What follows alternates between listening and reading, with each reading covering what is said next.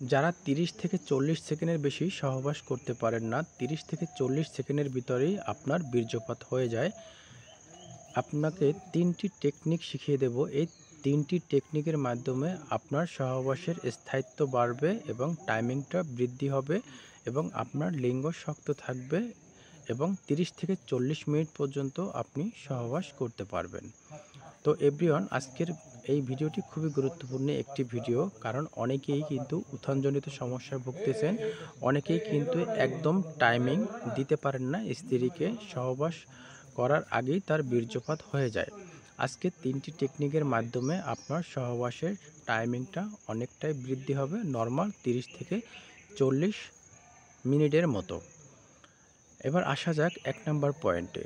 1 নম্বর point হলো, আপনি প্রতিদিন রাতে সহবাসের আগে অন্তত 1 থেকে 1.5 ঘন্টা আগে হালকা কুসুম গরম দুধ নেবেন 1 গ্লাস। এর ভিতরে 1 চামচ পরিমাণে আলকুশি পাউডার নেবেন এবং 1 চামচ পরিমাণে অশ্বগন্ধা পাউডার নেবেন এবং এর পাশাপাশি 1 চামচ পরিমাণে শিমুলের মূল পাউডার নেবেন। এটা আপনি সহবাসে যাবার 1 থেকে 1.5 ঘন্টা আগে অন্তত এটা খেয়ে নেবেন। এতে করে আপনার স্থায়িত্ব বাড়বে, টাইমিংটা বৃদ্ধি হবে এবং লিঙ্গ শক্ত হবে। এটা কিন্তু ডায়াবেটিস রোগীরা, হার্টের রোগীরা, প্রেশারের রোগীরা সবাই খেতে পারবেন। কোনো প্রকার ক্ষতি এবং পার্শ্বপ্রতিক্রিয়া কিন্তু আপনার হবে না। এটা আপনি 6 মাস পর্যন্ত কন্টিনিউ করতে পারবেন আপনার যৌবন শক্তি বৃদ্ধি করার জন্য। এবার আসা যাক 2 নম্বরে যে টেকনিকটা। আপনারা অনেকেই যখনই খাবার দাবার খান রাতের, তার পরবর্তীতে যখনই শুয়ে পড়েন 1 থেকে 1.5 ঘন্টা পরে আপনারা সহবাসে লিপ্ত হয়ে যান। আসলে আপনি যদি খুব তাড়াতাড়ি সহবাসে লিপ্ত হয়ে যান, সেক্ষেত্রে কিন্তু আপনি বীর্যটাকে ধরে রাখতে পারবেন না। আপনার খুব সহজেই কিন্তু আউট হয়ে যাবে।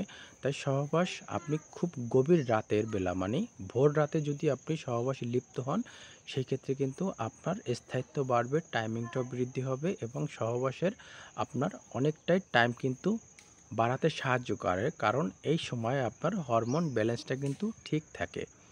তাই সবসময় গভীর রাতে, মানে ভোর রাতে আপনি সহবাস করার চেষ্টা করবেন। 3 নম্বরে যে টেকনিকটি, এটা হলো স্টার্ট স্টপ টেকনিক। এই স্টার্ট স্টপ টেকনিকটা হলো, আপনি যখনই সহবাসে লিপ্ত হবেন তখনই আপনি যখন মনে করবেন যে আপনার বীর্যটা খুব সহজে বেরিয়ে আসতেছে এবং আপনার অনুভব হচ্ছে যে আপনার বীর্যটা কাছাকাছি চলে আসছে, তখনই আপনি থেমে যাবেন, মানে স্টপ হয়ে যাবেন। আর ঠিক 10 থেকে 15 পর্যন্ত অপেক্ষা করবেন। তার পরবর্তীতে আবারও আপনি সহবাসে লিপ্ত হয়ে যাবেন।